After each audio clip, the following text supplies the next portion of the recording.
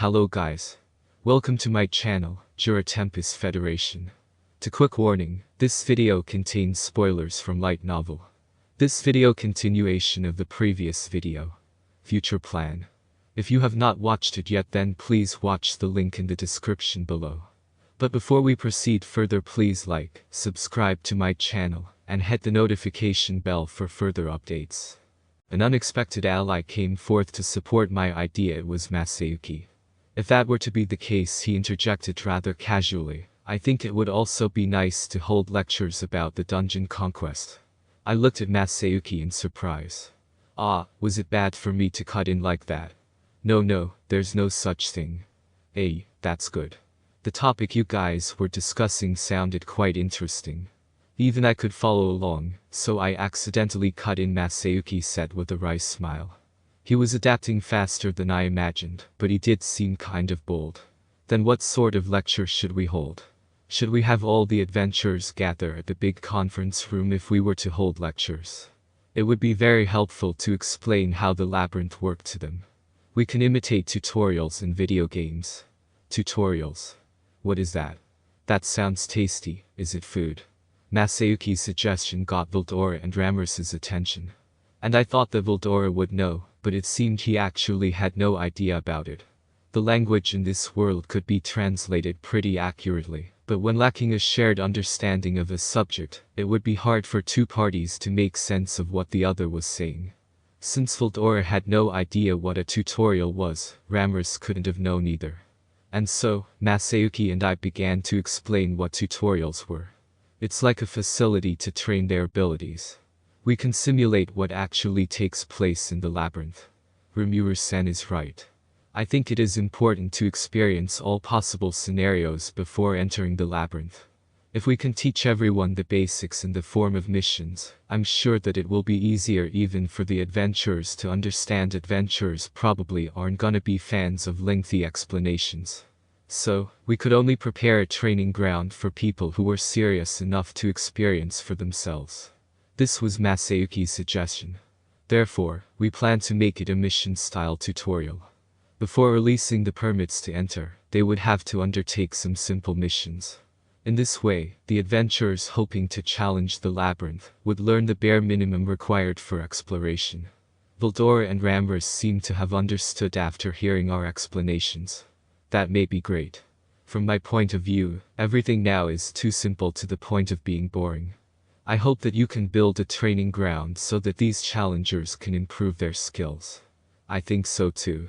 If Milim were to catch a glimpse of those past challengers, she would have lashed out and beaten all of them up. Veldora, Ramirez and Miles all gave the green light. After studying the tutorial, we should let them try out some of the amazing weapons and armors crafted in the Tempest Federation. For those who struggled during their actual expedition, preparing more challenging tutorial missions sounded like it would be a fun idea. As well, Miles gave some rather noteworthy suggestions. I see, issuing a guidebook could be an interesting idea. It could also serve as a little tourism brochure. We could introduce the town to the newcomers, and even find some suitable people to write some columns. A lot of inefficiencies stemmed from the fact that no one really knew much about the labyrinth.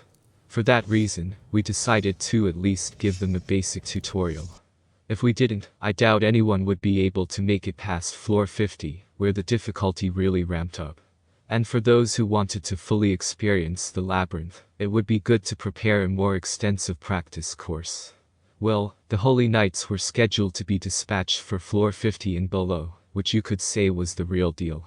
It seemed like we couldn't expect a lot from the adventurers for now, so it looked like we'd have to depend on the Holy Knights to be Ramirez and Veldora's playmates. With that, we decided to open the first floor as a practice field.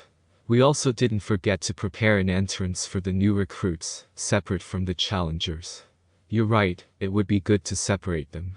Okay, I'll make them right away. Ramirez accepted it willingly. With everything settled like that, I was about to end the meeting when wait a moment. Another idea came to mind. To my surprise, it was Masayuki himself who gave his opinion with sparkling eyes. Right now, we only have inns and restaurants and safe zones, don't we? Don't you think it would be a good idea to prepare them on every floor as well? And you see, not having places like restrooms too can be tough. If we're connecting the spaces anyway, we should set up doors near the stairs of each floor. Since there are people who set out for battle without even a sleeping bag, don't you think it would be nice to provide them with a sleeping space for a premium price? What? This guy, could he be some sort of a genius? A restroom, huh? Maybe it's because I no longer have bodily functions. I completely forgot to consider that. I was quite surprised by his insight.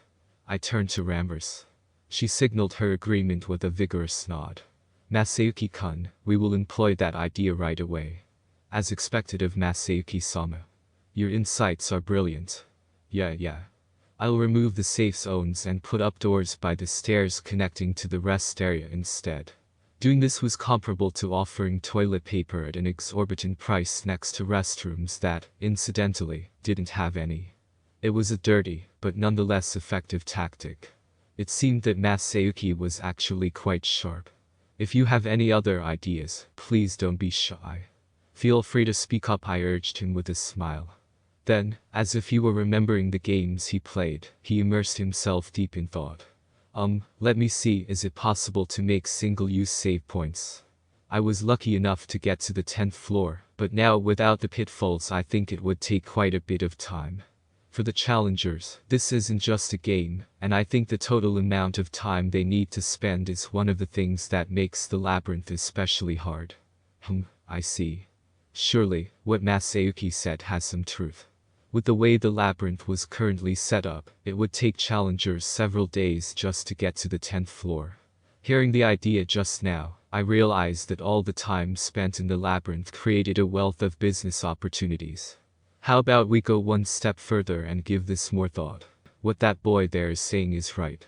Humans are fragile, so we have to give this more consideration. Veldora was the first to approve Masayuki's suggestion. And just who was the one that gleefully made this labyrinth of horrors targeted towards fragile humans? If they're disposable save points, then I can prepare them with my power, you know. But wouldn't it be more profitable to make an inn for them to stay at? The single-use save points could, in fact, be made. And Ramers, for some reason, was surprisingly sharp whenever money was involved. Not at all, Ramers-sama. Rather, this is precisely why we should charge a high price for it. Adventurers that don't have any pressing matters will choose to stay at an inn. However, there are probably people who are required to report back regularly. There are also people who would prefer to have at least one just in case anything unexpected happens while they're in the labyrinth. With that in mind, our sales will surely increase along with the return whistle. Seemed like Miles saw an opportunity for success and wanted to exploit it. Hearing that, I definitely could think of various use cases. If you ended up spending several days in the labyrinth, there could be times where you would want to know the situation outside. Adventurers employed by nobles were in on the action as well, so they might be obligated to report back every now and then. Moreover, aren't there strong monsters guarding the save point on the 10th floor? Well, in our case my party was easily able to defeat them. I think there would be quite a lot of people who would want to use the save point before challenging those monsters. After hearing Masayuki out, I very much agreed with him. Saving before challenging a guardian, that's what every gamer would come to expect. Memories of challenging the final boss without saving beforehand, dying, and then having hours of work go up in smoke, all came flooding back to my mind. Those sad incidents could be forgotten with a laugh because it was just a game. But I wonder how furious people would be if it were in real life. I see. Thinking about it, maybe our difficulty curve was a bit too harsh. Veldora and Ramers nodded along as well. My boy, no, did you say your name was Masayuki? I think your views will be very helpful moving forward. Yup. Incredible. As expected of an otherworlder like Rimuru. I hope you'll keep pitching in, Masayuki. And in no time, they seem to have accepted Masayuki as a colleague. And Masayuki, as well. Below the 50th floor, where the going gets tough, I think it would be alright to remove those conveniences. But at least for the upper floors, where there are few skilled adventurers, it wouldn't hurt to hold their hands a little. He was firing off suggestions on operations management left and right.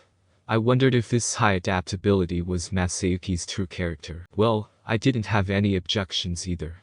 Okay, then should we prepare a resting room beside each stairwell? And if they pay, let's make it so they could go to an area on the 95th floor.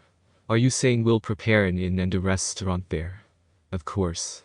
I don't plan on opening the exclusive elven shops, cabaret, for adventurers. We'll provide separate accommodations for those guys. Naturally, it'll be pricier. Fufufu, I understand. Tourist spots were pricier. If you went to places like the summit of Mount Fuji, something as simple as a coffee could be many times more expensive. The barbecue beef there was unparalleled, but regardless of the taste, it was quite pricey.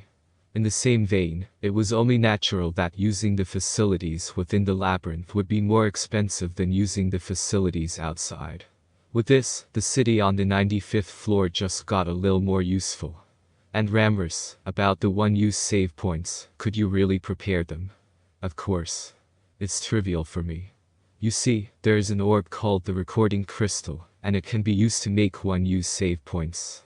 Ramrus had gone and made something rather handy. It would work anywhere in the labyrinth, but other than that, it was like a normal save point. If you registered with the recording crystal and died, it would be possible to return to the recorded spot. In case you got out of the labyrinth with a return whistle, your return point would be the point that was saved in the recording crystal. This applied even if the structure of the labyrinth changed. It wouldn't be the exact same spot, but it'd at least take you to the nearest safe zone. Let's sell it at the store for a high price. Speaking of which, I think it would be good to hand out a few for promotional use. Then I will include them in the treasure chests as a rare drop. And with that, everything was smooth sailing. Georgia hahaha, finally some more fun. Although I think it's a bit too early to say, we should be seeing less people give up as a result of these changes. Veldora and MASAYUKI were happily taking part in the conversation as well. And just like this, by tackling the problems together one by one, progress was made and improvements were proposed. That's it for today, guys. See you in next one. For further more update, please like, share, and subscribe. And do not forget to push notification bell.